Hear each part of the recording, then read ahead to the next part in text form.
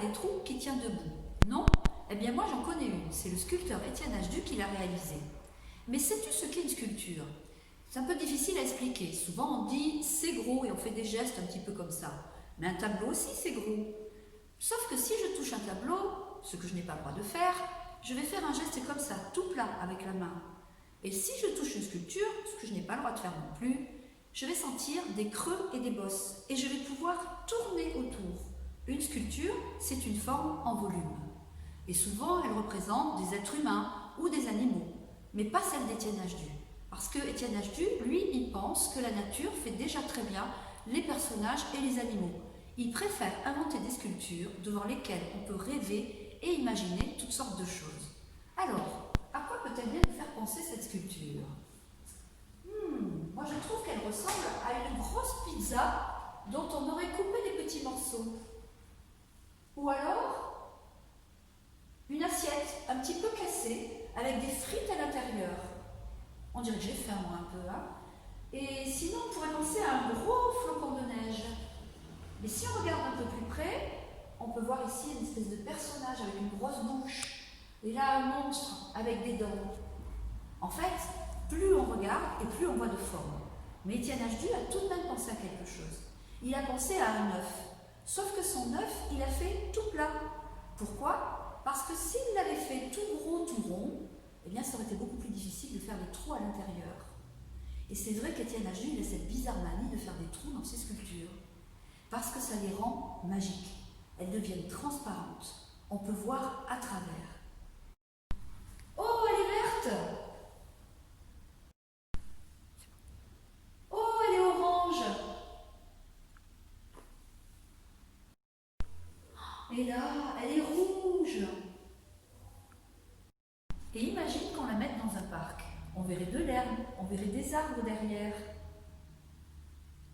Et si on la mettait dans une rue, on verrait des gens qui passeraient. Et si on la mettait dans l'eau, on pourrait voir des petits poissons qui passent à travers.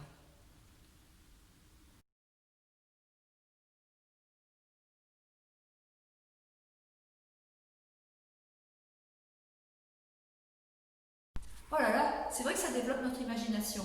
Mais moi, tout cet imaginaire, ça m'a donné faim. J'ai une idée. Si on allait réaliser une œuvre qu'on peut manger, on y va? C'est parti.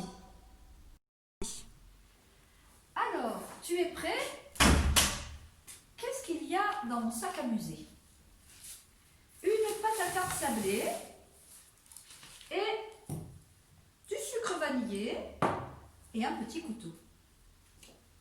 Je prends ma pâte à tarte et je l'étale.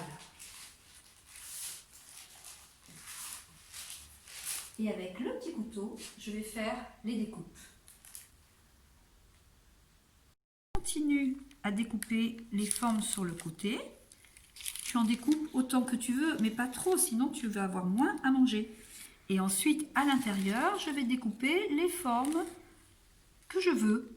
J'invente, je laisse aller mon imagination. Toi aussi. Ça peut être des formes arrondies ou des formes plus géométriques.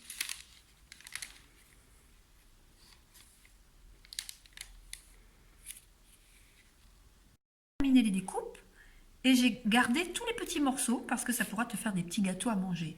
Je prends un petit peu de sucre vanillé et je vais étaler un tout petit peu de sucre sur les parties pleines. Voilà.